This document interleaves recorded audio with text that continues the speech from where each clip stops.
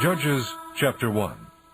After the death of Joshua, the Israelites asked the Lord, "Who will be the first to go up and fight for us against the Canaanites?" The Lord answered, Judah is to go. I have given the land into their hands. Then the men of Judah said to the Simeonites, their brothers, "Come up with us into the territory allotted to us, to fight against the Canaanites. We in turn will go with you into yours." So the Simeonites went with them. When Judah attacked, the Lord gave the Canaanites and Perizzites into their hands, and they struck down 10,000 men at Bezek. It was there that they found Adoni-Bezek and fought against him, putting to rout the Canaanites and Perizzites. Adoni-Bezek fled, but they chased him and caught him and cut off his thumbs and big toes. Then Adoni-Bezek said, 70 kings with their thumbs and big toes cut off have picked up scraps under my table. Now God has paid me back for what I did to them." They brought him to Jerusalem, and he died there.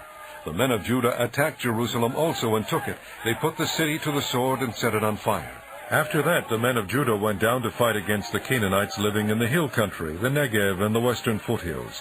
They advanced against the Canaanites living in Hebron, formerly called Kiriath Arba, and defeated Sheshai, Ahiman, and Talmai. From there they advanced against the people living in Debir, formerly called Kiriath Sefer. And Caleb said, "I will give my daughter Aksah in marriage to the man who attacks and captures Kiriath Sefer." Othniel, son of Kenaz, Caleb's younger brother, took it. So Caleb gave his daughter Aksah to him in marriage. One day when she came to Othniel, she urged him to ask her father for a field. When she got off her donkey, Caleb asked her, "What can I do for you?" She replied, "Do me a special favor. Since you have given me land in the Negev, give me also springs of water." Then Caleb gave her the upper and lower springs. The descendants of Moses' father-in-law, the Kenite, went up from the city of palms with the men of Judah to live among the people of the desert of Judah in the Negev near Arad. Then the men of Judah went with the Simeonites, their brothers, and attacked the Canaanites living in Zephath, and they totally destroyed the city. Therefore it was called Hormah. The men of Judah also took Gaza, Ashkelon, and Ekron, each city with its territory. The Lord was with the men of Judah. They took possession of the hill country, but they were unable to drive the people from the plains because they had iron chariots. As Moses had promised, Hebron was given to Caleb, who drove from it the 3 sons of Anak. The Benjamites, however, failed to dislodge the Jebusites, who were living in Jerusalem. To this day the Jebusites live there with the Benjamites. Now the house of Joseph attacked Bethel, and the Lord was with them. When they sent men to spy out Bethel, formerly called Luz, the spies saw a man coming out of the city, and they said to him, "Show us how to get into the city, and we will see that you are treated well." So he showed them, and they put the city to the sword, but spared the man and his whole family. He then went to the land of the Hittites, where he built a city and called it Luz, which is its name to this day. But Manasseh did not drive out the people of Bethshan, or Taanach, or Dor, or Ibleam, or Megiddo, and their surrounding settlements, for the Canaanites were determined to live in that land. When Israel became strong, they pressed the Canaanites into forced labor, but never drove them out completely. Nor did Ephraim drive out the Canaanites living in Gezer, but the Canaanites continued to live there among them. Neither did Zebulun drive out the Canaanites living in Kithron or Nahalol, who remained among them, but they did subject them to forced labor. Nor did Asher drive out those living in Akko, or Sidon, or Alab, or Akzib, or Helba, or Aphek, or Rehob. And because of this the people of Asher lived among the Canaanite inhabitants of the land. Neither did Naphtali drive out those living in Beth-Shemesh, or Beth-Anaph. But the Naphtalites too lived among the Canaanite inhabitants of the land, and those living in Beth-Shemesh and Beth-Anaph became forced laborers for them. The Amorites confined the Danites to the hill country, not allowing them to come down into the plain. And the Amorites were determined also to hold out in Mount Heres, Aijalon, and Shaalbim, but when the power of the house of Joseph increased, they too were pressed into forced labor. The boundary of the Amorites was from Scorpion Pass to Selah and beyond. Chapter 2. The angel of the Lord went up from Gilgal to Bochim and said, I brought you up out of Egypt and led you into the land that I swore to give to your forefathers. I said, I will never break my covenant with you, and you shall not make a covenant with the people of this land. that you shall break down their altars. Yet you have disobeyed me. Why have you done this? Now therefore I tell you that I will not drive them out before you. They will be thorns in your sides, and their gods will be a snare to you. When the angel of the Lord had spoken these things to all the Israelites, the people wept aloud, and they called that place Bochim. There they offered sacrifices to the Lord. After Joshua had dismissed the Israelites, they went to take possession of the land, each to his own inheritance. The people served the Lord throughout the lifetime of Joshua and of the elders who outlived him and who had seen all the great things the Lord had done for Israel. Joshua son of Nun, the servant of the Lord, died at the age of 110, and they buried him in the land of his inheritance at Timnath-Heres, in the hill country of Ephraim, north of Mount Gaash. After that whole generation had been gathered to their fathers, another generation grew up, who knew neither the Lord nor what he had done for Israel. Then the Israelites did evil in the eyes of the Lord, and served the Baals. They forsook the Lord, the God of their fathers, who had brought them out of Egypt. They followed and worshipped various gods of the peoples around them. They provoked the Lord to anger, because they forsook him and served Baal and the Ashtoreths. In his anger against Israel, the Lord handed them over to raiders who plundered them. He sold them to their enemies all around, whom they were no longer able to resist. Whenever Israel went out to fight, the hand of the Lord was against them to defeat them, just as he had sworn to them. They were in great distress. Then the Lord raised up judges who saved them out of the hands of these raiders. Yet they would not listen to their judges, but prostituted themselves to other gods and worshipped them. Unlike their fathers, they quickly turned from the way in which their fathers had walked, the way of obedience to the Lord's commands. Whenever the Lord raised up a judge for them, he was with the judge and saved them out of the hands of their enemies, as long as the judge lived. For the Lord had compassion on them, as they groaned under those who oppressed and afflicted them. But when the judge died, the people returned to ways even more corrupt than those of their fathers, following other gods and serving and worshipping them. They refused to give up their evil practices and stubborn ways. Therefore the Lord was very angry with Israel and said, Because this nation has violated the covenant that I laid down for their forefathers and has not listened to me, I will no longer drive out before them any of the nations Joshua left when he died. I will use them to test Israel and see whether they will keep the way of the Lord and walk in it as their forefathers did. The Lord had allowed those nations to remain. He did not drive them out at once by giving them into the hands of Joshua. Chapter 3. These are the nations the Lord left to test all those Israelites who had not experienced any of the wars in Canaan. He did this only to teach warfare to the descendants of the Israelites who had not had previous battle experience. The 5 rulers of the Philistines, all the Canaanites, the Sidonians, and the Hivites living in the Lebanon mountains from Mount Baal Hermon to Lebo Hamath. They were left to test the Israelites to see whether they would obey the Lord's commands, which he had given their forefathers through Moses.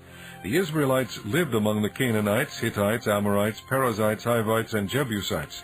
They took their daughters in marriage and gave their own daughters to their sons and served their gods. The Israelites did evil in the eyes of the Lord. They forgot the Lord their God and served the Baals and the Asherahs. The anger of the Lord burned against Israel, so that he sold them into the hands of Cushan-Rishathaim, king of Aram-Naharaim, to whom the Israelites were subject for 8 years. But when they cried out to the Lord, he raised up for them a deliverer, Othniel son of Kenaz, Caleb's younger brother, who saved them. The Spirit of the Lord came upon him, so that he became Israel's judge and went to war. The Lord gave Cushan-Rishathaim, king of Aram, into the hands of Othniel, who overpowered him. So the land had peace for 40 years, until Othniel son of Kenaz died. Once again the Israelites did evil in the eyes of the Lord, and because they did this evil, the Lord gave Eglon king of Moab power over Israel. Getting the Ammonites and Amalekites to join him, Eglon came and attacked Israel, and they took possession of the city of palms. The Israelites were subject to Eglon king of Moab for 18 years. Again the Israelites cried out to the Lord, and he gave them a deliverer, Ehud, a left-handed man, the son of Gera the Benjamite. The Israelites sent him with tribute to Eglon king of Moab. Now Ehud had made a double-edged sword about 1.5 feet long, which he strapped to his right thigh under his clothing. He presented the tribute to Eglon king of Moab, who was a very fat man. After Ehud had presented the tribute, he sent on their way the men who had carried it. At the idols near Gilgal he himself turned back and said, I have a secret message for you, O king. The king said, Quiet! and all his attendants left him. Ehud then approached him while he was sitting alone in the upper room of his summer palace and said, I have a message from God for you. As the king rose from his seat, Ehud reached with his left hand and drew the sword from his right thigh and plunged it into the king's belly. Even the handle sank in after the blade which came out of his back. Ehud did not pull the sword out, and the fat closed in over it. Then Ehud went out to the porch. He shut the doors of the upper room behind him and locked them. After he had gone, the servants came and found the doors of the upper room locked. They said, He must be relieving himself in the inner room of the house. They waited to the point of embarrassment, but when he did not open the doors of the room, they took a key and unlocked them. There they saw their lord fallen to the floor dead. While they waited, Ehud got away. He passed by the idols and escaped to Seirah. When he arrived there, he blew a trumpet in the hill country of Ephraim, and the Israelites went down with him from the hills, with him leading them. Follow me, He ordered. for the Lord has given Moab, your enemy, into your hands. So they followed him down, and taking possession of the fords of the Jordan that led to Moab, they allowed no one to cross over. At that time they struck down about 10,000 Moabites, all vigorous and strong, not a man escaped. That day Moab was made subject to Israel, and the land had peace for 80 years. After Ehud came Shamgar, son of Anath, who struck down 600 Philistines with an ox goad. He too saved Israel. Chapter 4.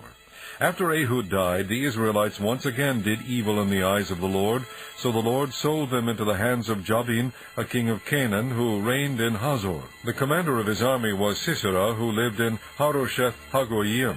Because he had 900 iron chariots and had cruelly oppressed the Israelites for 20 years, they cried to the Lord for help. Deborah, a prophetess, the wife of Lapidoth, was leading Israel at that time. She held court under the palm of Deborah between Ramah and Bethel in the hill country of Ephraim, and the Israelites came to her to have their disputes decided. She sent for Barak, son of Abinoam, from Kadesh in Naphtali, and said to him, The Lord, the God of Israel, commands you, Go take with you 10,000 men of Naphtali and Zebulun, and lead the way to Mount Tabor. I will lure Sisera, the commander of Jabin's army, with his chariots and his troops to the Kishon River, and give him into your hands. Barak said to her, If you go with me, I will go. But if you don't go with me, I won't go. Very well. Deborah said, I will go with you. But because of the way you are going about this, the honor will not be yours, for the Lord will hand Sisera over to a woman. So Deborah went with Barak to Kadesh, where he summoned Zebulun and Naphtali. 10,000 men followed him, and Deborah also went with him. Now Heber the Kenite had left the other Kenites, the descendants of Hobab, Moses' brother-in-law, and pitched his tent by the great tree at Zaanannim, near Kadesh.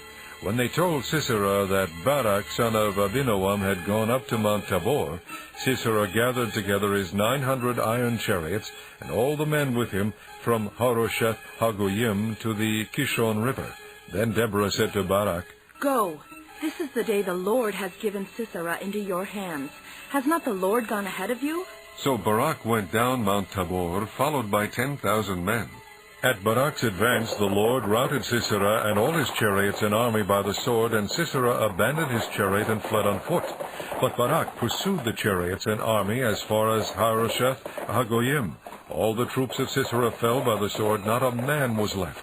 Sisera, however, fled on foot to the tent of Jael, the wife of Heber the Kenite, because there were friendly relations between Jabin, king of Hazor, and the clan of Heber the Kenite. Jael went out to meet Sisera and said to him, Come, my lord, come right in. Don't be afraid.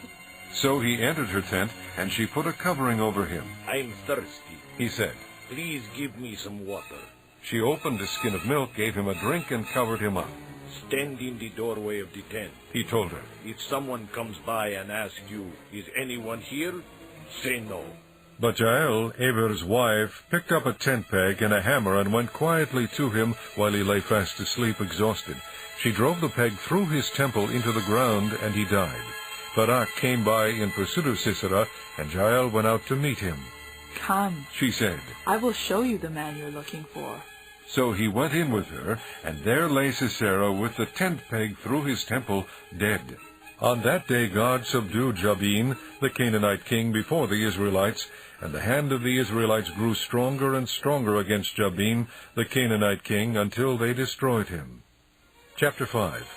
On that day Deborah and Barak son of Abinoam sang this song. When the princes in Israel take the lead, when the people willingly offer themselves, praise the Lord. Hear this, you kings, listen, you rulers. I will sing to the Lord, I will sing. I will make music to the Lord, the God of Israel. O Lord, when you went out from Seir, when you marched from the land of Edom, the earth shook, the heavens poured, the clouds poured down water, the mountains quaked before the Lord, the one of Sinai, before the Lord, the God of Israel. In the days of Shamgar, son of Anath, in the days of Jael, the roads were abandoned. Travelers took to winding paths. Village life in Israel ceased until I, Deborah, arose a mother in Israel. When they chose new gods, war came to the city gates, and not a shield or spear was seen among 40,000 in Israel. My heart is with Israel's princes, with the willing volunteers among the people. Praise the Lord. You who ride on white donkeys, sitting on your saddle blankets, and you who walk along the road, consider the voice of the singers at the watering places. They recite the righteous acts of the Lord, the righteous acts of his warriors in Israel. Then the people of the Lord went down to the city gates. Wake up, Deborah! Wake up, break out in song. Arise, O Barak! Take captive your captives, O son of Abinoam. Then the men who were left came down to the nobles. The people of the Lord came to me with the mighty. Some came from Ephraim, whose roots were in Amalek. Benjamin was with the people who followed you. From Machir captains came down, from Zebulun those who bear a commander's staff. The princes of Issachar were with Deborah. Yes, Issachar was with Barak, rushing after him into the valley. In the districts of Reuben there was much searching of heart. Why did you stay among the campfires to hear the whistling for the flocks? In the districts of Reuben there was much searching of heart. Gilead stayed beyond the Jordan, and Dan, why did he linger by the ships? Asher remained on the coast and stayed in his coves. The people of Zebulun risked their very lives. So did Naphtali on the heights of the field. Kings came, they fought. The kings of Canaan fought, of Taanach by the waters of Megiddo. But they carried off no silver, no plunder. From the heavens the stars fought. From their courses they fought against Sisera. The river Kishon swept them away, the age-old river, the river Kishon. March on, my soul, be strong. Then thundered the horses' hooves. Galloping, galloping, go his mighty steeds. Curse Meroz, said the angel of the Lord, curse its people bitterly, because they did not come to help the Lord against the mighty. Most blessed of women be Jael, the wife of Heber the Kenite. Most blessed of tent-dwelling women. He asked for water, and she gave him milk. In a bowl fit for nobles she brought him curdled milk. Her hand reached for the tent peg, her right hand for the workman's hammer. She struck Sisera, she crushed his head, she shattered and pierced his temple. At her feet he sank, he fell, there he lay. At her feet he sank, he fell, where he sank, there he fell, dead. Through the window peered Sisera's mother. Behind the lattice she cried out, Why is his chariot so long in coming? Why is the clatter of his chariots delayed? The wisest of her ladies answer her. Indeed, she keeps saying to herself, Are they not finding and dividing the spoils? A girl or two for each man, colorful garments as plunder for Sisera, colorful garments embroidered, highly embroidered garments for my neck, all this as plunder?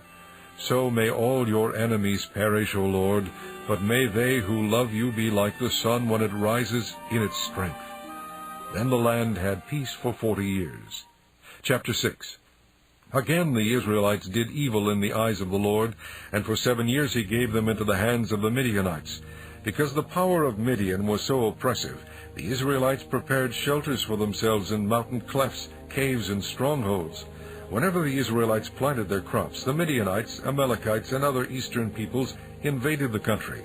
They camped on the land and ruined the crops all the way to Gaza, and did not spare a living thing for Israel, neither sheep nor cattle nor donkeys.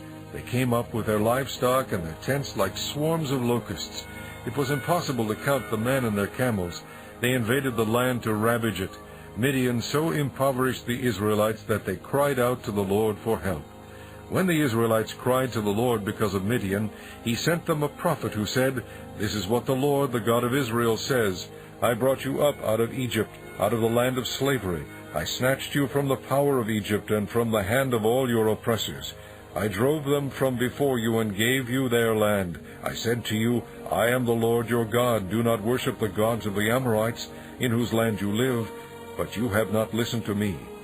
The angel of the Lord came and sat down under the oak in Ophrah that belonged to Joash the Abiezrite, where his son Gideon was threshing wheat in a winepress to keep it from the Midianites.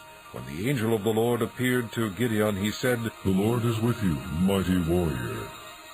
But, sir, Gideon replied, if the Lord is with us, why has all this happened to us? Where are all his wonders that our fathers told us about when they said, "Did not the Lord bring us up out of Egypt?" But now the Lord has abandoned us and put us into the hand of Midian. The Lord turned to him and said, "Go in the strength you have and save Israel out of Midian's hand. Am I not sending you?" But Lord, Gideon asked, how can I save Israel? My clan is the weakest in Manasseh, and I am the least in my family. The Lord answered, "I will be with you, and you will strike down all the Midianites together." Gideon replied, If now I have found favor in your eyes, give me a sign that it is really you talking to me. Please do not go away until I come back and bring my offering and set it before you. And the Lord said, "I will wait until you return."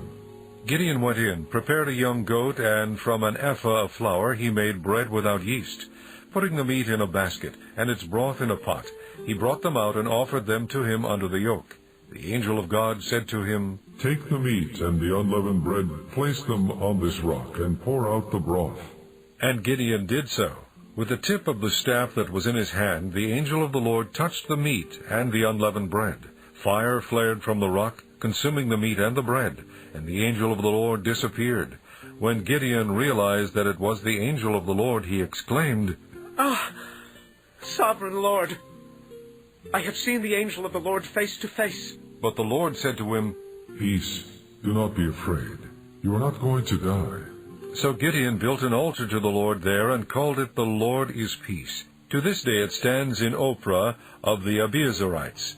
That same night the Lord said to him, "Take the second bull from your father's herd, the one 7 years old. Tear down your father's altar to Baal, and cut down the Asherah pole beside it. Then build a proper kind of altar to the Lord your God on the top of this height. Using the wood of the Asherah pole that you cut down, offer the second bull as a burnt offering."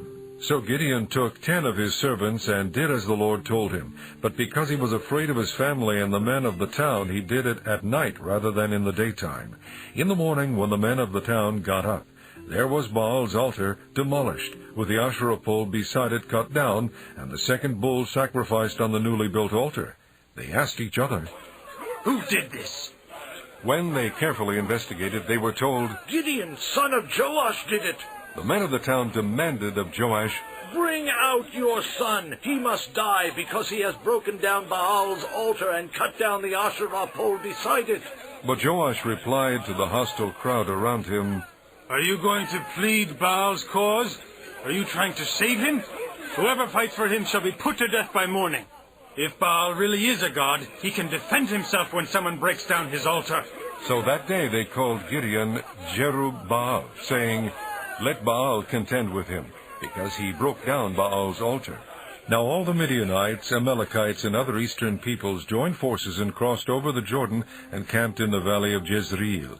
Then the Spirit of the Lord came upon Gideon, and he blew a trumpet, summoning the Abiezrites to follow him.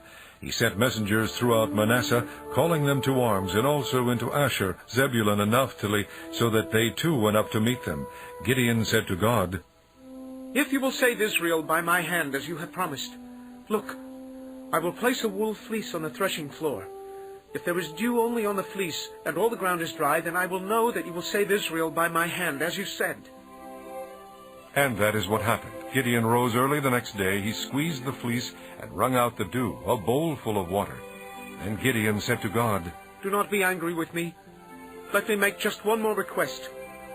Allow me one more test with the fleece. This time make the fleece dry, and the ground covered with dew. That night God did so. Only the fleece was dry, all the ground was covered with dew. Chapter 7. Early in the morning, Jerubbaal, that is Gideon, and all his men camped at the spring of Harod. The camp of Midian was north of them in the valley near the hill of Moreh. The Lord said to Gideon, You have too many men for me to deliver Midian into their hands. In order that Israel may not boast against me that her own strength has saved her, announce now to the people, anyone who trembles with fear may turn back and leave Mount Gilead. So 22,000 men left, while 10,000 remained.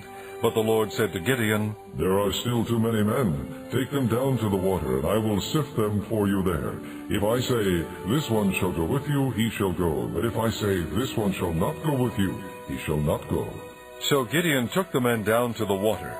There the Lord told him, Separate those who lap the water with their tongues like a dog from those who kneel down to drink. 300 men lapped with their hands to their mouths. All the rest got down on their knees to drink. The Lord said to Gideon, With the 300 men that lapped, I will save you and give the Midianites into your hands. Let all the other men go, each to his own place. So Gideon sent the rest of the Israelites to their tents, but kept the 300 who took over the provisions and trumpets of the others. Now the camp of Midian lay below him in the valley. During that night the Lord said to Gideon, Get up, go down against the camp, because I am going to give it into your hands. If you are afraid to attack, go down to the camp with your servant Purah, and listen to what they are saying. Afterward, you will be encouraged to attack the camp. So he and Purah, his servant, went down to the outpost of the camp. The Midianites, the Amalekites, and all the other eastern peoples had settled in the valley, thick as locusts. Their camels could no more be counted than the sand on the seashore. Gideon arrived just as a man was telling a friend his dream. I had a dream, He was saying. A round loaf of barley bread came tumbling into the Midianite camp. It struck the tent with such force that the tent overturned and collapsed. His friend responded, This can be nothing other than the sword of Gideon, son of Joash the Israelite. God has given the Midianites and the whole camp into his hands. When Gideon heard the dream and its interpretation, he worshipped God. He returned to the camp of Israel and called out, Get up! The Lord has given the Midianite camp into your hands. Dividing the 300 men into 3 companies, he placed trumpets and empty jars in the hands of all of them with torches inside. Watch me, He told them. Follow my lead. When I get to the edge of the camp, do exactly as I do. When I and all who are with me blow our trumpets, then from all around the camp blow yours and shout, For the Lord and for Gideon. Gideon and the 100 men with him reached the edge of the camp at the beginning of the middle watch, just after they had changed the guard. They blew their trumpets and broke the jars that were in their hands. The 3 companies blew the trumpets and smashed the jars. Grasping the torches in their left hands and holding in their right hands the trumpets they were to blow, they shouted, A sword for the Lord and for Gideon. While each man held his position around the camp, all the Midianites ran, crying out as they fled. When the 300 trumpets sounded, the Lord caused the men throughout the camp to turn on each other with their swords. The army fled to Beth-shittah toward Zererah, as far as the border of Abel-Meholah near Tabah. Israelites from Naphtali, Asher, and all Manasseh were called out, and they pursued the Midianites. Gideon sent messengers throughout the hill country of Ephraim, saying, Come down against the Midianites and seize the waters of the Jordan ahead of them as far as Beth-barah. So all the men of Ephraim were called out, and they took the waters of the Jordan as far as Beth-barah. They also captured 2 of the Midianite leaders, Oreb and Zeb. They killed Oreb at the rock of Oreb, and Zeb at the winepress of Zeb. They pursued the Midianites and brought the heads of Oreb and Zeb to Gideon, who was by the Jordan. Chapter 8. Now the Ephraimites asked Gideon, Why have you treated us like this? Why didn't you call us when you went to fight Midian? And they criticized him sharply, but he answered them, What have I accomplished compared to you? Aren't the gleanings of Ephraim's grapes better than the full grape harvest of Abiezer? God gave Oreb and Zeb, the Midianite leaders, into your hands. What was I able to do compared to you? At this their resentment against him subsided. Gideon and his 300 men, exhausted yet keeping up the pursuit, came to the Jordan and crossed it. He said to the men of Succoth, Give my troops some bread. They are worn out, and I am still pursuing Zebah and Zalmunna, the kings of Midian. But the officials of Succoth said, Do you already have the hands of Zebah and Zalmunna in your possession? Why should we give bread to your troops? Then Gideon replied, Just for that. When the Lord has given Zebah and Zalmunna into my hand, I will tear your flesh with desert thorns and briars. From there he went up to Peniel and made the same request of them, but they answered as the men of Succoth had. So he said to the men of Peniel, When I return in triumph, I will tear down this tower. Now Zebah and Zalmunna were in Karkor with a force of about 15,000 men, all that were left of the armies of the eastern peoples. 120,000 swordsmen had fallen. Gideon went up by the route of the nomads east of Nobah and Jogbehah, and fell upon the unsuspecting army. Zebah and Zalmunna, the two kings of Midian, fled, but he pursued them and captured them, routing their entire army. Gideon, son of Joash, then returned from the battle by the pass of Heres. He caught a young man of Succoth and questioned him, and the young man wrote down for him the names of the 77 officials of Succoth, the elders of the town. Then Gideon came and said to the men of Succoth, Here are Zebah and Zalmunna, about whom you taunted me by saying, Do you already have the hands of Zebah and Zalmunna in your possession? Why should we give bread to your exhausted men? He took the elders of the town and taught the men of Succoth a lesson by punishing them with desert thorns and briars. He also pulled down the tower of Peniel and killed the men of the town. Then he asked Zebah and Zalmunna, What kind of men did you kill at Tabor? Men like you, they answered. each one with the bearing of a prince. Gideon replied, Those were my brothers, the sons of my own mother. As surely as the Lord lives, if you had spared their lives, I would not kill you. Turning to Jether, his oldest son, he said, Kill them! But Jether did not draw his sword because he was only a boy and was afraid. Zebah and Zalmunna said, Come, do it yourself. As is the man, so is his strength. So Gideon stepped forward and killed them and took the ornaments off their camels' necks. The Israelites said to Gideon, Rule over us, you, your son, and your grandson, because you have saved us out of the hand of Midian. But Gideon told them, I will not rule over you, nor will my son rule over you. The Lord will rule over you. And he said, I do have one request, that each of you give me an earring from your share of the plunder. It was the custom of the Ishmaelites to wear gold earrings. They answered, We'll be glad to give them. So they spread out a garment, and each man threw a ring from his plunder onto it. The weight of the gold rings he asked for came to 1,700 shekels, not counting the ornaments, the pendants, and the purple garments worn by the kings of Midian, or the chains that were on their camels' necks. Gideon made the gold into an ephod, which he placed on Ophrah, his town. All Israel prostituted themselves by worshipping it there, and it became a snare to Gideon and his family.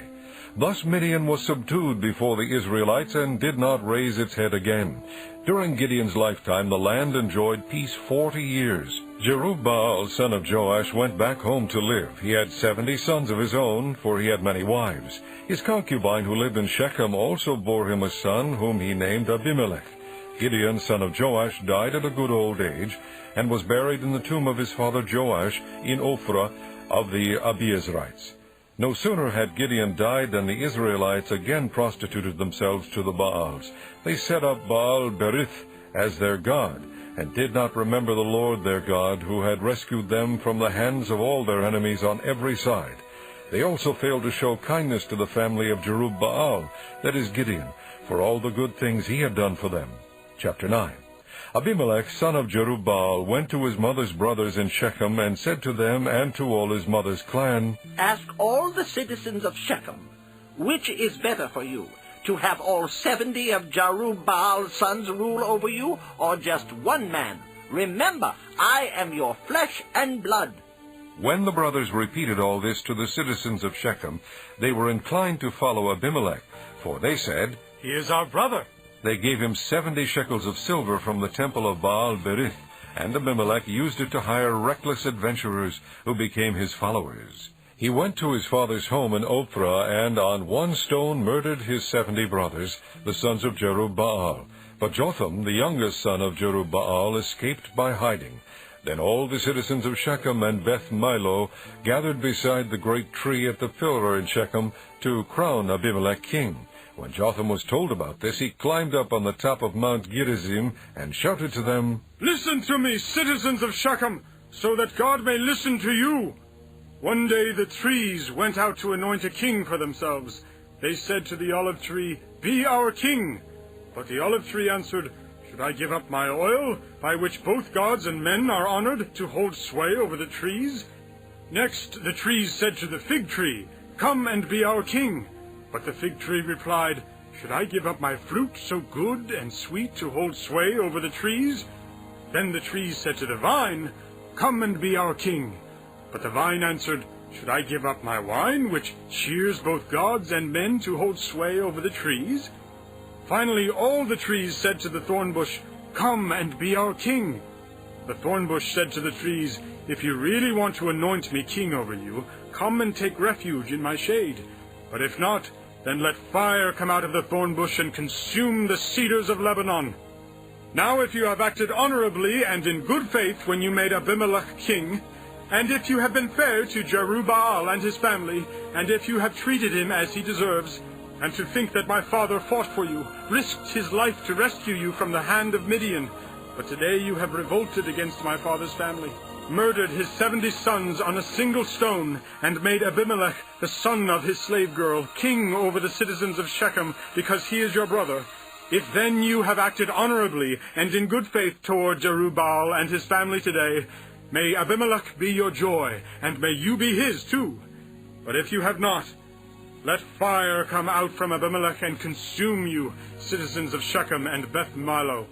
And let fire come out from you, citizens of Shechem and Beth Milo, and consume Abimelech. Then Jotham fled, escaping to Beer, and he lived there because he was afraid of his brother Abimelech. After Abimelech had governed Israel 3 years, God sent an evil spirit between Abimelech and the citizens of Shechem, who acted treacherously against Abimelech. God did this in order that the crime against Jerubbaal's 70 sons, the shedding of their blood, might be avenged on their brother Abimelech and on the citizens of Shechem, who had helped him murder his brothers. In opposition to him, these citizens of Shechem set men on the hilltops to ambush and rob everyone who passed by, and this was reported to Abimelech.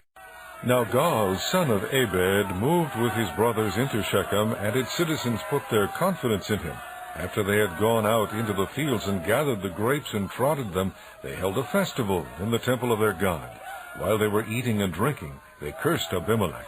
Then Gaal, son of Ebed, said, Who is Abimelech? And who is Shechem, that we should be subject to him? Isn't he Jerubbaal's son? And isn't Zebal his deputy? Serve the men of Hamor, Shechem's father. Why should we serve Abimelech? If only this people were under my command, then I would get rid of him. I would say to Abimelech, Call out your whole army. When Zebul, the governor of the city, heard that Gaal, son of Ebed, said he was very angry, under cover he sent messengers to Abimelech, saying, Gaal, son of Ebed, and his brothers have come to Shechem, and are stirring up the city against you. Now then, during the night you and your men should come and lie in wait in the fields. In the morning at sunrise advance against the city. When Gaal and his men come out against you, do whatever your hand finds to do. So Abimelech and all his troops set out by night and took up concealed positions near Shechem in 4 companies. Now Gaal, son of Ebed, had gone out and was standing at the entrance to the city gate just as Abimelech and his soldiers came out from their hiding place. When Gaal saw them, he said to Zebul, Look, people are coming down from the tops of the mountains. Zebul replied, You mistake the shadows of the mountains for men. But Gaal spoke up again. Look, people are coming down from the center of the land, and a company is coming from the direction of the soothsayer's tree. Then Zebul said to him, Where's your big talk now? You who said, Who is Abimelech that we should be subject to him? Aren't these the men you ridiculed? Go out and fight them. So Gaal led out the citizens of Shechem and fought Abimelech. Abimelech chased him, and many fell wounded in the fight, all the way to the entrance to the gate. Abimelech stayed in Arumah, and Zebul drove Gaal and his brothers out of Shechem. The next day the people of Shechem went out to the fields, and this was reported to Abimelech. So he took his men, divided them into 3 companies, and set an ambush in the fields. When he saw the people coming out of the city, he rose to attack them. Abimelech and the companies with him rushed forward to a position at the entrance to the city gate. Then 2 companies rushed upon those in the fields and struck them down. All that day Abimelech pressed his attack against the city until he had captured it and killed its people. Then he destroyed the city and scattered salt over it. On hearing this, the citizens in the tower of Shechem went into the stronghold of the temple of El-Berith. When Abimelech heard that they had assembled there, he and all his men went up Mount Zalmon. He took an axe and cut off some branches which he lifted to his shoulders. He ordered the men with him, "Quick, do what you have seen me do." So all the men cut branches and followed Abimelech. They piled them against the stronghold and set it on fire over the people inside. So all the people in the tower of Shechem, about 1,000 men and women, also died. Next Abimelech went to Thebez and besieged it and captured it. Inside the city, however, was a strong tower to which all the men and women, all the people of the city, fled. They locked themselves in and climbed up on the tower roof. Abimelech went to the tower and stormed it. But as he approached the entrance to the tower to set it on fire, a woman dropped an upper millstone on his head and cracked his skull. Hurriedly he called to his armor-bearer, "Draw your sword and kill me, so that they can't say a woman killed him." So his servant ran him through and he died. When the Israelites saw that Abimelech was dead, they went home. Thus God repaid the wickedness that Abimelech had done to his father by murdering his 70 brothers. God also made the men of Shechem pay for all their wickedness. The curse of Jotham son of Jerubbaal came on them. Chapter 10. After the time of Abimelech, a man of Issachar, Tola son of Puah, the son of Dodo, rose to save Israel. He lived in Shamir in the hill country of Ephraim. He led Israel 23 years, then he died and was buried in Shamir. He was followed by Jair of Gilead, who led Israel 22 years. He had 30 sons who rode 30 donkeys. They controlled 30 towns in Gilead, which to this day are called Havoth Jair. When Jair died, he was buried in Kamon. Again the Israelites did evil in the eyes of the Lord. They served the Baals and the Ashtoreths and the gods of Aram, the gods of Sidon, the gods of Moab, the gods of the Ammonites, and the gods of the Philistines. And because the Israelites forsook the Lord and no longer served him, he became angry with them. He sold them into the hands of the Philistines and the Ammonites, who that year shattered and crushed them. For 18 years they oppressed all the Israelites on the east side of the Jordan in Gilead, the land of the Amorites. The Ammonites also crossed the Jordan to fight against Judah, Benjamin, and the house of Ephraim, and Israel was in great distress. Then the Israelites cried out to the Lord, "We have sinned against you, forsaking our God and serving the Baals." The Lord replied, When the Egyptians, the Amorites, the Ammonites, the Philistines, the Sidonians, the Amalekites, and the Maonites oppressed you, and you cried to me for help, did I not save you from their hands? But you have forsaken me and served other gods, so I will no longer save you. Go and cry out to the gods you have chosen. Let them save you when you are in trouble. But the Israelites said to the Lord, "We have sinned. Do with us whatever you think best, but please rescue us now." Then they got rid of the foreign gods among them and served the Lord, and he could bear Israel's misery no longer. When the Ammonites were called to arms and camped in Gilead, the Israelites assembled and camped at Mizpah. The leaders of the people of Gilead said to each other, Whoever will launch the attack against the Ammonites will be the head of all those living in Gilead. Chapter 11. Jephthah the Gileadite was a mighty warrior. His father was Gilead. His mother was a prostitute. Gilead's wife also bore him sons, and when they were grown up, they drove Jephthah away.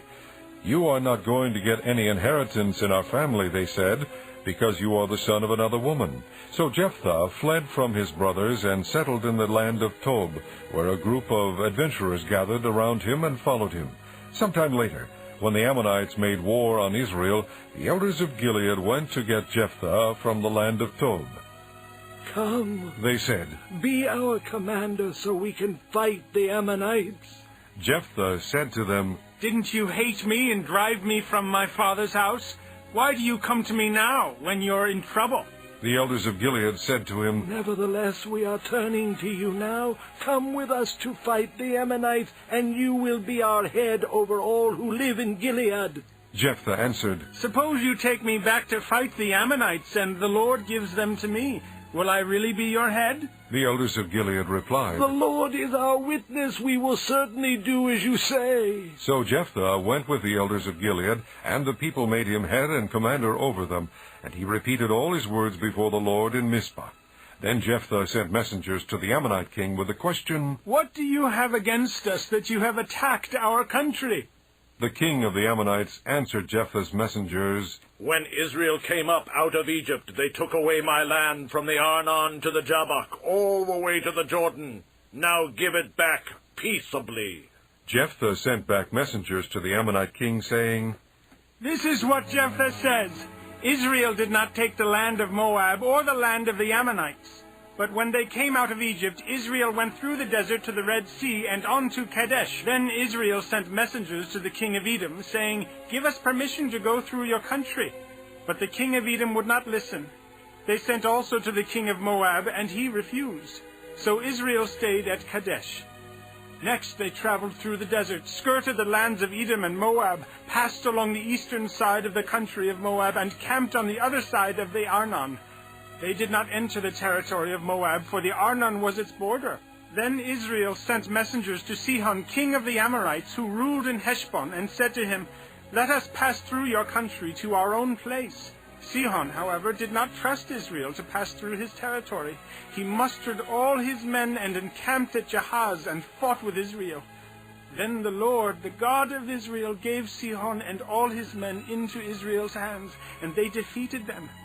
Israel took over all the land of the Amorites who lived in that country, capturing all of it from the Arnon to the Jabbok and from the desert to the Jordan. Now since the Lord, the God of Israel, has driven the Amorites out before his people Israel, what right have you to take it over?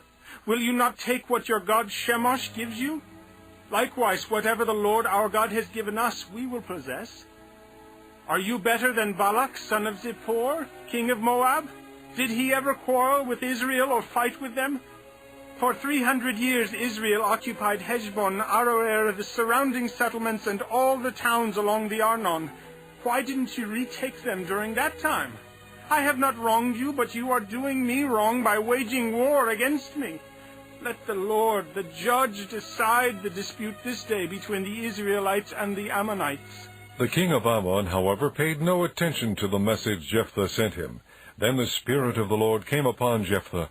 He crossed Gilead and Manasseh, passed through Mizpah of Gilead, and from there he advanced against the Ammonites. And Jephthah made a vow to the Lord, If you give the Ammonites into my hands, whatever comes out of the door of my house to meet me when I return in triumph from the Ammonites will be the Lord's, and I will sacrifice it as a burnt offering. Then Jephthah went over to fight the Ammonites, and the Lord gave them into his hands. He devastated 20 towns from Aroer to the vicinity of Minith, as far as Abel-Karamim. Thus Israel subdued Ammon. When Jephthah returned to his home in Mizpah, who should come out to meet him but his daughter, dancing to the sound of tambourines? She was an only child. Except for her he had neither son nor daughter. When he saw her, he tore his clothes and cried, Oh, my daughter! You have made me miserable and wretched because I have made a vow to the Lord that I cannot break. My father, she replied, you have given your word to the Lord. Do to me just as you promised, now that the Lord has avenged you of your enemies, the Ammonites. But grant me this one request. She said, Give me 2 months to roam the hills and weep with my friends, because I will never marry. You may go, he said, and he let her go for 2 months. She and the girls went into the hills and wept because she would never marry. After the 2 months she returned to her father, and he did to her as he had vowed, and she was a virgin. From this comes the Israelite custom that each year the young women of Israel go out for 4 days to commemorate the daughter of Jephthah the Gileadite. Chapter 12. The men of Ephraim called out their forces, crossed over to Zaphon, and said to Jephthah, Why did you go to fight the Ammonites without calling us to go with you? We're going to burn down your house over your head. Jephthah answered, I and my people were engaged in a great struggle with the Ammonites, and although I called, you didn't save me out of their hands. When I saw that you wouldn't help, I took my life in my hands and crossed over to fight the Ammonites, and the Lord gave me the victory over them. Now why have you come up today to fight me? Jephthah then called together the men of Gilead and fought against Ephraim. The Gileadites struck them down because the Ephraimites had said, You Gileadites are renegades from Ephraim and Manasseh. The Gileadites captured the fords of the Jordan leading to Ephraim, and whenever a survivor of Ephraim said, Let me cross over, the men of Gilead asked him, Are you an Ephraimite? If he replied, No. They said, All right, say Shibboleth. If he said, Sibboleth. Because he could not pronounce the word correctly, they seized him and killed him at the fords of the Jordan. 42,000 Ephraimites were killed at that time. Jephthah led Israel 6 years. Then Jephthah the Gileadite died and was buried in a town in Gilead. After him Ibzan of Bethlehem led Israel. He had 30 sons and 30 daughters. He gave his daughters away in marriage to those outside his clan, and for his sons he brought in 30 young women as wives from outside his clan. Ibzan led Israel 7 years. Then Ibzan died and was buried in Bethlehem. After him Elon the Zebulunite led Israel 10 years. Then Elon died and was buried in Aijalon in the land of Zebulun. After him Abdon son of Hillel from Pirathon led Israel. He had 40 sons and 30 grandsons who rode on 70 donkeys. He led Israel 8 years. Then Abdon son of Hillel died and was buried at Pirathon in Ephraim in the hill country of the Amalekites. Chapter 13. Again the Israelites did evil in the eyes of the Lord, so the Lord delivered them into the hands of the Philistines for 40 years. A certain man of Zorah named Manoah from the clan of the Danites had a wife who was sterile and remained childless. The angel of the Lord appeared to her and said, You are sterile and childless, but you are going to conceive and have a son. Now see to it that you drink no wine or other fermented drink, and that you do not eat anything unclean, because you will conceive and give birth to a son. No razor may be used on his head, because the boy is to be a Nazirite, set apart to God from birth, and he will begin the deliverance of Israel from the hands of the Philistines. Then the woman went to her husband and told him, A man of God came to me. He looked like an angel of God, very awesome. I didn't ask him where he came from, and he didn't tell me his name. But he said to me, You will conceive and give birth to a son. Now then, drink no wine or other fermented drink, and do not eat anything unclean, because the boy will be a Nazirite of God from birth until the day of his death. Then Manoah prayed to the Lord, O Lord, I beg you, let the man of God you sent to us come again to teach us how to bring up the boy who is to be born. God heard Manoah, and the angel of God came again to the woman while she was out in the field, but her husband Manoah was not with her. The woman hurried to tell her husband, He's here, the man who appeared to me the other day. Manoah got up and followed his wife. When he came to the man, he said, Are you the one who talked to my wife? I am, he said. So Manoah asked him, When your words are fulfilled, what is to be the rule for the boy's life and work? The angel of the Lord answered, Your wife must do all that I have told her. She must not eat anything that comes from the grapevine, nor drink any wine or other fermented drink, nor eat anything unclean. She must do everything I have commanded her. Manoah said to the angel of the Lord, We would like you to stay until we prepare a young goat for you. The angel of the Lord replied, Even though you detain me, I will not eat any of your food. But if you prepare a burnt offering, offer it to the Lord. Manoah did not realize that it was the angel of the Lord.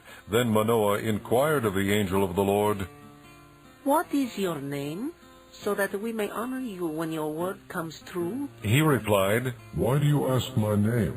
It is beyond understanding. Then Manoah took a young goat together with the grain offering and sacrificed it on a rock to the Lord. And the Lord did an amazing thing while Manoah and his wife watched. As the flame blazed up from the altar toward heaven, the angel of the Lord ascended in the flame. Seeing this, Manoah and his wife fell with their faces to the ground. When the angel of the Lord did not show himself again to Manoah and his wife, Manoah realized that it was the angel of the Lord. We are doomed to die, he said to his wife. We have seen God. But his wife answered, If the Lord had meant to kill us, he would not have accepted a burnt offering and grain offering from our hands, nor shown us all these things, and now told us this. The woman gave birth to a boy and named him Samson. He grew, and the Lord blessed him, and the Spirit of the Lord began to stir him while he was in Mahaneh, Dan, between Zorah and Eshtaol. Chapter 14. Samson went down to Timnah and saw there a young Philistine woman. When he returned, he said to his father and mother, I have seen a Philistine woman in Timnah. Now get her for me as my wife. His father and mother replied, Isn't there an acceptable woman among your relatives or among all our people? Must you go to the uncircumcised Philistines to get a wife? But Samson said to his father, "Get her for me. She's the right one for me." His parents did not know that this was from the Lord, who was seeking an occasion to confront the Philistines, for at that time they were ruling over Israel. Samson went down to Timnah together with his father and mother. As they approached the vineyards of Timnah, suddenly a young lion came roaring toward him. The Spirit of the Lord came upon him in power, so that he tore the lion apart with his bare hands, as he might have torn a young goat. But he told neither his father nor his mother what he had done. Then he went down and talked with the woman, and he liked her. Some time later, when he went back to marry her, he turned aside to look at the lion's carcass. In it was a swarm of bees and some honey, which he scooped out with his hands and ate as he went along. When he rejoined his parents, he gave them some, and they too ate. But he did not tell them that he had taken the honey from the lion's carcass. Now his father went down to see the woman, and Samson made a feast there, as was customary for bridegrooms. When he appeared, he was given 30 companions. "Let me tell you a riddle," Samson said to them. "If you can give me the answer within the 7 days of the feast, I will give you 30 linen garments and 30 sets of clothes. If you can't tell me the answer, you must give me 30 linen garments and 30 sets of clothes." Tell us your riddle. They said. Let's hear it. He replied, "Out of the eater, something to eat. Out of the strong, something sweet." For 3 days they could not give the answer. On the 4th day they said to Samson's wife, Coax your husband into explaining the riddle for us, or we will burn you and your father's household to death. Did you invite us here to rob us? Then Samson's wife threw herself on him, sobbing, You hate me. You don't really love me. You've given my people a riddle, but you haven't told me the answer. "I haven't even explained it to my father or mother. He replied. So why should I explain it to you?" She cried the whole 7 days of the feast. So on the 7th day he finally told her, because she continued to press him. She in turn explained the riddle to her people. Before sunset, on the 7th day, the men of the town said to him, What is sweeter than honey? What is stronger than a lion? Samson said to them, "If you had not plowed with my heifer, you would not have solved my riddle." Then the Spirit of the Lord came upon him in power. He went down to Ashkelon, struck down 30 of their men, stripped them of their belongings, and gave their clothes to those who had explained the riddle. Burning with anger, he went up to his father's house, and Samson's wife was given to the friend who had attended him at his wedding. Chapter 15. Later on, at the time of wheat harvest, Samson took a young goat and went to visit his wife. He said, "I'm going to my wife's room." But her father would not let him go in. I was so sure you thoroughly hated her, He said, that I gave her to your friend. Isn't her younger sister more attractive? Take her instead. Samson said to them, "This time I have a right to get even with the Philistines. I will really harm them." So he went out and caught 300 foxes and tied them tail to tail in pairs. He then fastened a torch to every pair of tails, lit the torches, and let the foxes loose in the standing grain of the Philistines. He burned up the shocks and standing grain, together with the vineyards and olive groves. When the Philistines asked, Look at this. they were told, Samson, the Timnite son-in-law, because his wife was given to his friend. So the Philistines went up and burned her and her father to death. Samson said to them, Since you've acted like this, I won't stop until I get my revenge on you." He attacked them viciously and slaughtered many of them. Then he went down and stayed in a cave in the rock of Etam. The Philistines went up and camped in Judah, spreading out near Lehi. The men of Judah asked, Why have you come to fight us? We have come to take Samson prisoner, They answered, to do to him as he did to us. Then 3,000 men from Judah went down to the cave in the rock of Etam and said to Samson, Don't you realize the Philistines are rulers over us? What have you done to us? He answered, "I merely did to them what they did to me." They said to him, We've come to tie you up and hand you over to the Philistines. Samson said, "Swear to me that you won't kill me yourselves." Agreed. They answered, We will only tie you up and hand you over to them. We will not kill you. So they bound him with 2 new ropes and led him up from the rock. As he approached Levi, the Philistines came toward him, shouting. The Spirit of the Lord came upon him in power. The ropes on his arms became like charred flax, and the bindings dropped from his hands. Finding a fresh jawbone of a donkey, he grabbed it and struck down 1,000 men. Then Samson said, With a donkey's jawbone I have made donkeys of them. With a donkey's jawbone I have killed 1,000 men. When he finished speaking, he threw away the jawbone, and the place was called Ramath Lehi. Because he was very thirsty, he cried out to the Lord, You have given your servant this great victory. Must I now die of thirst and fall into the hands of the uncircumcised? Then God opened up the hollow place in Lehi, and water came out of it. When Samson drank, his strength returned, and he revived. So the spring was called En-Hakor, and it is still there in Lehi. Samson led Israel for 20 years in the days of the Philistines. Chapter 16. One day Samson went to Gaza, where he saw a prostitute. He went in to spend the night with her. The people of Gaza were told, Samson is here! So they surrounded the place and lay in wait for him all night at the city gate. They made no move. They'll kill him. But Samson lay there only until the middle of the night. Then he got up and took hold of the doors of the city gate, together with the 2 posts, and tore them loose, bar and all. He lifted them to his shoulders and carried them to the top of the hill that faces Hebron. Sometime later, he fell in love with a woman in the valley of Sorek, whose name was Delilah. The rulers of the Philistines went to her and said, See if you can lure him into showing you the secret of his great strength and how we can overpower him so we may tie him up and subdue him. Each one of us will give you 1,100 shekels of silver. So Delilah said to Samson, Tell me the secret of your great strength and how you can be tied up and subdued. Samson answered her, If anyone ties me with 7 fresh thongs that have not been dried, I'll become as weak as any other man.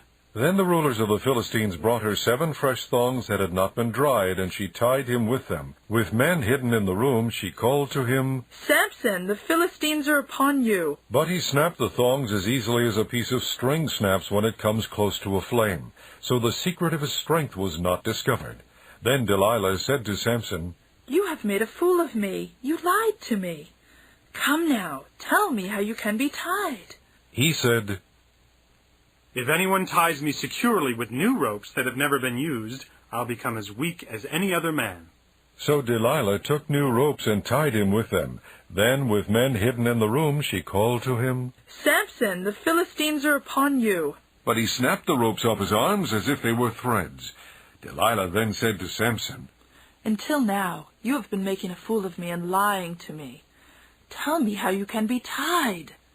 He replied, If you weave the 7 braids of my head into the fabric on the loom and tighten it with the pin, I'll become as weak as any other man. So while he was sleeping, Delilah took the 7 braids of his head, wove them into the fabric, and tightened it with the pin. Again she called to him, Samson, the Philistines are upon you. He awoke from his sleep and pulled up the pin and the loom with the fabric. Then she said to him, How can you say I love you when you won't confide in me? This is the 3rd time you have made a fool of me and haven't told me the secret of your great strength. With such nagging she prodded him day after day until he was tired to death. So he told her everything. No razor has ever been used on my head, he said, because I have been a Nazirite set apart to God since birth. If my head were shaved, my strength would leave me, and I would become as weak as any other man. When Delilah saw that he had told her everything, she sent word to the rulers of the Philistines, Come back once more. He has told me everything. So the rulers of the Philistines returned with the silver in their hands. Having put him to sleep on her lap, she called a man to shave off the 7 braids of his hair, and so began to subdue him, and his strength left him. Then she called, Samson, the Philistines are upon you. He awoke from his sleep and thought, I'll go out as before and shake myself free. But he did not know that the Lord had left him. Then the Philistines seized him, gouged out his eyes, and took him down to Gaza. Binding him with bronze shackles, they set him to grinding in the prison, but the hair on his head began to grow again after it had been shaved. Now the rulers of the Philistines assembled to offer a great sacrifice to Dagon their god, and to celebrate, saying, Our God has delivered Samson our enemy into our hands. When the people saw him, they praised their God, saying, Our God has delivered our enemy into our hands. The one who laid waste our land and multiplied our slain. While they were in high spirits, they shouted, "Bring out Samson to entertain us!" So they called Samson out of the prison, and he performed for them. When they stood him among the pillars, Samson said to the servant who held his hand, "Put me where I can feel the pillars that support the temple, so that I may lean against them." Now the temple was crowded with men and women. All the rulers of the Philistines were there, and on the roof were about 3,000 men and women watching Samson perform. Then Samson prayed to the Lord, "Oh, sovereign Lord, remember me. Oh, God, please strengthen me just once more, and let me, with one blow, get revenge on the Philistines for my 2 eyes." Then Samson reached toward the 2 central pillars on which the temple stood, bracing himself against them, his right hand on the one and his left hand on the other. Samson said, "Let me die with the Philistines!" Then he pushed with all his might, and down came the temple on the rulers and all the people in it. Thus he killed many more when he died than while he lived.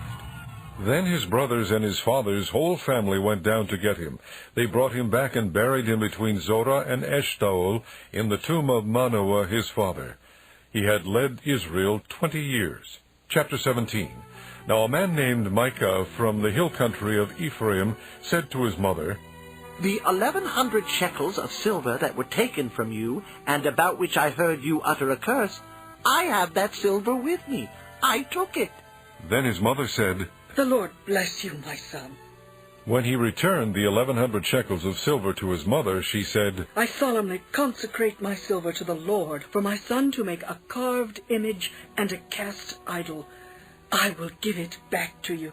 So he returned the silver to his mother, and she took 200 shekels of silver and gave them to a silversmith, who made them into the image and the idol, and they were put in Micah's house. Now this man Micah had a shrine, and he made an ephod and some idols, and installed one of his sons as his priest. In those days Israel had no king. Everyone did as he saw fit. A young Levite from Bethlehem in Judah, who had been living within the clan of Judah, left that town in search of some other place to stay. On his way, he came to Micah's house in the hill country of Ephraim. Micah asked him, "Where are you from?" "I'm a Levite from Bethlehem in Judah," he said, "and I'm looking for a place to stay." Then Micah said to him, "Live with me, and be my father and priest, and I'll give you 10 shekels of silver a year, your clothes and your food." So the Levite agreed to live with him, and the young man was to him like one of his sons. Then Micah installed the Levite, and the young man became his priest and lived in his house. And Micah said, "Now I know that the Lord will be good to me, since this Levite has become my priest." Chapter 18. In those days Israel had no king, and in those days the tribe of the Danites was seeking a place of their own where they might settle, because they had not yet come into an inheritance among the tribes of Israel. So the Danites sent 5 warriors from Zorah and Eshtaol to spy out the land and explore it. These men represented all their clans. They told them, "Go, explore the land." The men entered the hill country of Ephraim and came to the house of Micah, where they spent the night. When they were near Micah's house, they recognized the voice of the young Levite, so they turned in there and asked him, "Who brought you here? What are you doing in this place? Why are you here?" He told them what Micah had done for him and said, "He has hired me, and I am his priest." Then they said to him, "Please inquire of God to learn whether our journey will be successful." The priest answered them, "Go in peace. Your journey has the Lord's approval." So the 5 men left and came to Laish, where they saw that the people were living in safety, like the Sidonians, unsuspecting and secure. And since their land lacked nothing, they were prosperous. Also they lived a long way from the Sidonians and had no relationship with anyone else. When they returned to Zorah and Eshtaol, their brothers asked them, "How did you find things?" They answered, "Come on, let's attack them. We have seen that the land is very good. Aren't you going to do something? Don't hesitate to go there and take it over. When you get there, you will find an unsuspecting people and a spacious land that God has put into your hands, a land that lacks nothing whatever." Then 600 men from the clan of the Danites, armed for battle, set out from Zorah and Eshtaol. On their way, they set up camp near Kiriath-Jearim in Judah. This is why the place west of Kiriath-Jearim is called Mahanedan to this day. From there they went on to the hill country of Ephraim and came to Micah's house. Then the 5 men who had spied out the land of Laish said to their brothers, "Do you know that one of these houses has an ephod? other household gods, a carved image and a cast idol? Now you know what to do. So they turned in there and went to the house of the young Levite at Micah's place and greeted him. The 600 Danites, armed for battle, stood at the entrance to the gate. The 5 men who had spied out the land went inside and took the carved image, the ephod, the other household gods, and the cast idol, while the priest and the 600 armed men stood at the entrance to the gate. When these men went into Micah's house and took the carved image, the ephod, the other household gods, and the cast idol, the priest said to them, "What are you doing?" They answered him, Be quiet. Don't say a word. Come with us and be our father and priest. Isn't it better that you serve a tribe and clan in Israel as priest rather than just one man's household? Then the priest was glad. He took the ephod, the other household gods, and the carved image, and went along with the people. Putting their little children, their livestock, and their possessions in front of them, they turned away and left. When they had gone some distance from Micah's house, the men who lived near Micah were called together and overtook the Danites. As they shouted after them, the Danites turned and said to Micah, What's the matter with you that you called out your men to fight? He replied, You took the gods I made and my priest and went away. What else do I have? How can you ask, what's the matter with you? The Danites answered, Don't argue with us, or some hot-tempered men will attack you, and your family will lose your lives. So the Danites went their way, and Micah, seeing that they were too strong for him, turned around and went back home. Then they took what Micah had made and his priest and went on to Laish against a peaceful and unsuspecting people. They attacked them with the sword and burned down their city. There was no one to rescue them because they lived a long way from Sidon and had no relationship with anyone else. The city was in a valley near Beth Rehob. The Danites rebuilt the city and settled there. They named it Dan after their forefather Dan, who was born to Israel, though the city used to be called Laish. There the Danites set up for themselves the idols, and Jonathan son of Gershom, the son of Moses, and his sons were priests for the tribe of Dan until the time of the captivity of the land. They continued to use the idols Micah had made, all the time the house of God was in Shiloh. Chapter 19. In those days Israel had no king. Now a Levite who lived in a remote area in the hill country of Ephraim took a concubine from Bethlehem in Judah, but she was unfaithful to him. She left him and went back to her father's house in Bethlehem, Judah. After she had been there 4 months, her husband went to her to persuade her to return. He had with him his servant and 2 donkeys. She took him into her father's house, and when her father saw him, he gladly welcomed him. His father-in-law, the girl's father, prevailed upon him to stay, so he remained with him 3 days, eating and drinking and sleeping there. On the 4th day they got up early, and he prepared to leave. But the girl's father said to his son-in-law, "Refresh yourself with something to eat. Then you can go." So the 2 of them sat down to eat and drink together. Afterward the girl's father said, "Please stay tonight and enjoy yourself." And when the man got up to go, his father-in-law persuaded him, so he stayed there that night. On the morning of the 5th day, when he rose to go, the girl's father said, "Refresh yourself. Wait till afternoon." So the 2 of them ate together. Then when the man, with his concubine and his servant, got up to leave, his father-in-law, the girl's father, said, "Now look, it's almost evening. Spend the night here. The day is nearly over. Stay and enjoy yourself. Early tomorrow morning you can get up and be on your way home." But unwilling to stay another night, the man left and went toward Jebus, that is, Jerusalem, with his 2 saddled donkeys and his concubine.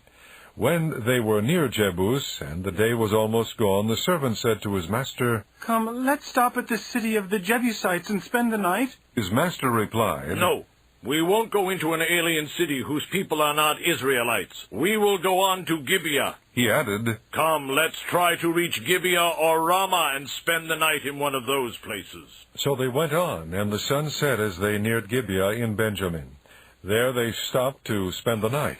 They went and sat in the city square, but no one took them into his home for the night. That evening an old man from the hill country of Ephraim, who was living in Gibeah, the men of the place were Benjamites, came in from his work in the fields. When he looked and saw the traveler in the city square, the old man asked, "Where are you going? Where did you come from?" He answered, We are on our way from Bethlehem in Judah to a remote area in the hill country of Ephraim where I live. I have been to Bethlehem in Judah, and now I am going to the house of the Lord. No one has taken me into his house. We have both straw and fodder for our donkeys, and bread and wine for ourselves, your servants, me, your maidservant, and the young man with us. We don't need anything." "You are welcome at my house," The old man said. "Let me supply whatever you need. Only don't spend the night in the square." So he took him into his house and fed his donkeys. After they had washed their feet, they had something to eat and drink. While they were enjoying themselves, some of the wicked men of the city surrounded the house. Pounding on the door, they shouted to the old man who owned the house, "Bring out the man who came to your house so we can have sex with him." The owner of the house went outside and said to them, "No, my friends, don't be so vile. Since this man is my guest, don't do this disgraceful thing. Look, here is my virgin daughter and his concubine. I will bring them out to you now, and you can use them and do to them whatever you wish. But to this man, don't do such a disgraceful thing." But the men would not listen to him. So the man took his concubine and sent her outside to them, and they raped her and abused her throughout the night. And at dawn they let her go. At daybreak the woman went back to the house where her master was staying, fell down at the door, and lay there until daylight. When her master got up in the morning and opened the door of the house and stepped out to continue on his way, there lay his concubine, fallen in the doorway of the house, with her hands on the threshold. He said to her, "Get up, let's go." But there was no answer. Then the man put her on his donkey and set out for home. When he reached home, he took a knife and cut up his concubine limb by limb into 12 parts and sent them into all the areas of Israel. Everyone who saw it said, "Such a thing has never been seen or done, not since the day the Israelites came up out of Egypt. Think about it. Consider it. Tell us what to do." Chapter 20. Then all the Israelites from Dan to Beersheba and from the land of Gilead came out as one man and assembled before the Lord at Mizpah. The leaders of the people of the tribes of Israel took their places in the assembly of the people of God, 400,000 soldiers armed with swords. The Benjamites heard that the Israelites had gone up to Mizpah. Then the Israelites said, "Tell us how this awful thing happened." So the Levite, the husband of the murdered woman, said, "I and my concubine came to Gibeah in Benjamin to spend the night. During the night the men of Gibeah came after me and surrounded the house, intending to kill me. They raped my concubine, and she died. I took my concubine, cut her into pieces, and sent one piece to each region of Israel's inheritance, because they committed this lewd and disgraceful act in Israel. Now all you Israelites, speak up and give your verdict." All the people rose as one man, saying, "None of us will go home." "No, not one of us will return to his house." "But now this is what we'll do to Gibeah. We'll go up against it as the lot directs. We'll take 10 men out of every 100 from all the tribes of Israel, and 100 from 1,000, and 1,000 from 10,000 to get provisions for the army. Then when the army arrives at Gibeah in Benjamin, it can give them what they deserve for all this vileness done in Israel." So all the men of Israel got together and united as one man against the city. The tribes of Israel sent men throughout the tribe of Benjamin, saying, "What about this awful crime that was committed among you? Now surrender those wicked men of Gibeah so that we may put them to death and purge the evil from Israel." But the Benjamites would not listen to their fellow Israelites. From their towns they came together at Gibeah to fight against the Israelites. At once the Benjamites mobilized 26,000 swordsmen from their towns, in addition to 700 chosen men from those living in Gibeah. Among all these soldiers there were 700 chosen men who were left-handed, each of whom could sling a stone at a hair and not miss. Israel, apart from Benjamin, mustered 400,000 swordsmen, all of them fighting men. The Israelites went up to Bethel and inquired of God. They said, "Who of us shall go first to fight against the Benjamites?" The Lord replied, "Judah shall go first." The next morning the Israelites got up and pitched camp near Gibeah. The men of Israel went out to fight the Benjamites and took up battle positions against them at Gibeah. The Benjamites came out of Gibeah and cut down 22,000 Israelites on the battlefield that day. But the men of Israel encouraged one another and again took up their positions where they had stationed themselves the first day. The Israelites went up and wept before the Lord until evening, and they inquired of the Lord. They said, "Shall we go up again to battle against the Benjamites, our brothers?" The Lord answered, "Go up against them." Then the Israelites drew near to Benjamin the second day. This time, when the Benjamites came out from Gibeah to oppose them, they cut down another 18,000 Israelites, all of them armed with swords. Then the Israelites, all the people, went up to Bethel, and there they sat weeping before the Lord. They fasted that day until evening, and presented burnt offerings and fellowship offerings to the Lord. And the Israelites inquired of the Lord. In those days the ark of the covenant of God was there, with Phinehas, son of Eleazar, the son of Aaron, ministering before it. They asked, "Shall we go up again to battle with Benjamin our brother, or not?" The Lord responded, Go, for tomorrow I will give them into your hands. Then Israel set an ambush around Gibeah. They went up against the Benjamites on the third day and took up positions against Gibeah as they had done before. The Benjamites came out to meet them and were drawn away from the city. They began to inflict casualties on the Israelites as before, so that about 30 men fell in the open field and on the roads, the one leading to Bethel and the other to Gibeah. While the Benjamites were saying, "We are defeating them as before," the Israelites were saying, "Let's retreat and draw them away from the city to the roads." All the men of Israel moved from their places and took up positions at Baal Tamar, and the Israelite ambush charged out of its place on the west of Gibeah. Then 10,000 of Israel's finest men made a frontal attack on Gibeah. The fighting was so heavy that the Benjamites did not realize how near disaster was. The Lord defeated Benjamin before Israel, and on that day the Israelites struck down 25,100 Benjamites, all armed with swords. Then the Benjamites saw that they were beaten. Now the men of Israel had given way before Benjamin, because they relied on the ambush they had set near Gibeah. The men who had been in ambush made a sudden dash into Gibeah, spread out, and put the whole city to the sword. The men of Israel had arranged with the ambush that they should send up a great cloud of smoke from the city, and then the men of Israel would turn in the battle. The Benjamites had begun to inflict casualties on the men of Israel, about 30, and they said, "We are defeating them as in the first battle." But when the column of smoke began to rise from the city, the Benjamites turned and saw the smoke of the whole city going up into the sky. Then the men of Israel turned on them, and the men of Benjamin were terrified because they realized that disaster had come upon them. So they fled before the Israelites in the direction of the desert, but they could not escape the battle. And the men of Israel who came out of the towns cut them down there. They surrounded the Benjamites, chased them, and easily overran them in the vicinity of Gibeah on the east. 18,000 Benjamites fell, all of them valiant fighters. As they turned and fled toward the desert to the rock of Rimmon, the Israelites cut down 5,000 men along the roads. They kept pressing after the Benjamites as far as Giddom, and struck down 2,000 more. On that day 25,000 Benjamite swordsmen fell, all of them valiant fighters. But 600 men turned and fled into the desert to the rock of Rimmon, where they stayed 4 months. The men of Israel went back to Benjamin and put all the towns to the sword, including the animals and everything else they found. All the towns they came across they set on fire. Chapter 21. The men of Israel had taken an oath at Mizpah. "Not one of us will give his daughter in marriage to a Benjamite." The people went to Bethel, where they sat before God until evening, raising their voices and weeping bitterly. "O Lord, the God of Israel," they cried, "why has this happened to Israel? Why should one tribe be missing from Israel today?" Early the next day the people built an altar and presented burnt offerings and fellowship offerings. Then the Israelites asked, "Who from all the tribes of Israel has failed to assemble before the Lord?" For they had taken a solemn oath that anyone who failed to assemble before the Lord at Mizpah should certainly be put to death.